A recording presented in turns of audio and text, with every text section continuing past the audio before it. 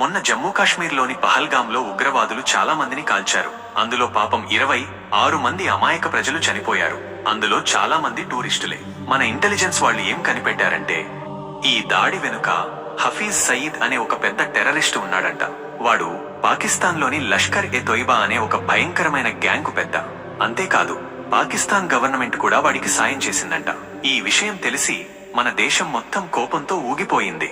అప్పుడే మన Lawrence Bishnoi gang రంగంలోకి దిగింది. వాళ్ళేమన్నారంటే మా వాళ్లను చంపినోడిని ఊరికే వదలము, పాకిస్తాన్లోకే పోయి వాణ్ణి చంపి వస్తాము అని గట్టిగా వార్నింగ్ ఇచ్చారు. మరి వాళ్ళు ఎలా బెదిరించారో తెలుసా? జై శ్రీరామ్ అనే ఒక ఫేస్బుక్ అకౌంట్ నుండి హఫీజ్ సయీద్ ఫోటో పెట్టి దాని మీద పెద్ద ఎర్రటి క్రాస్ గుర్తు వేశారు. దాని కింద ఏం రాశారంటే అందరికీ రామ్ రామ్, పహల్గాం కాశ్మీర్లో ఈ టెర్రరిస్టులు దాడి చేశారు. పాపం ఏ తప్పు చెయ్యని ప్రజలు చనిపోయారు. దీనికి మేము త్వరలోనే లెక్క సరిచేస్తాము. మేము పాకిస్తాన్లోకి దూసుకెళ్లి ఒక్కడిని హఫీజ్ సయీద్ ని చంపుతాము. వాడు 1,00,000 మందితో సమానం.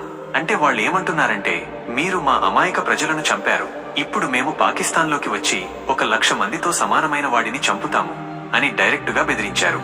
పహల్గాం దాడికి ప్రతీకారంగా హఫీజ్ సయీద్ ను చంపేస్తామని తేల్చి చెప్పారు. ఇంకొంచెం లోతుగా విషయం తెలుసుకోవాలంటే ఈ హఫీజ్ సయీద్ అనేవాడు 2008లో ముంబైలో జరిగిన బాంబు పేలుళ్లకు కూడా సూత్రధారి. అందులో 166 మంది చనిపోయారు. అంతేకాదు మన దేశానికి వ్యతిరేకంగా చాలా టెర్రరిస్టు పనులు చేశాడు. అందుకే మన దేశంతో పాటు అమెరికా, ఐక్యరాజ్య సమితి లాంటి పెద్ద దేశాలు కూడా వాడిని టెర్రరిస్టుగా ప్రకటించాయి. వాడిని పట్టుకుంటే $10 మిలియన్ ఇస్తామని కూడా చెప్పారు. ఇది మన ఇండియాలో 83 కోట్ల రూపాయలు. ఈ బెదిరింపు తర్వాత పాకిస్తాన్ గవర్నమెంట్ హఫీజ్ సయీద్ కు బాగా సెక్యూరిటీ పెంచింది. లాహోర్ లోని వాడి ఇంట్లో పెద్ద పెద్ద కమాండోలను కాపలా పెట్టారు. అంతేకాదు అత్యాధునిక కెమెరాలు కూడా పెట్టారంట. ఈ బెదిరింపు వల్ల మన ఇండియాకి పాకిస్తాన్ కి మధ్య ఇంకా గొడవలు ఎక్కువయ్యాయి.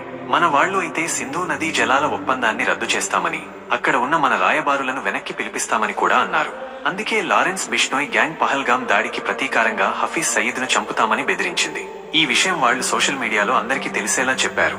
ఈ బెదిరింపు వల్ల 2 దేశాల మధ్య టెన్షన్ పెరిగింది. పాకిస్తాన్ వాళ్ళు హఫీజ్ సయీద్ కు భద్రత పెంచాల్సి వచ్చింది.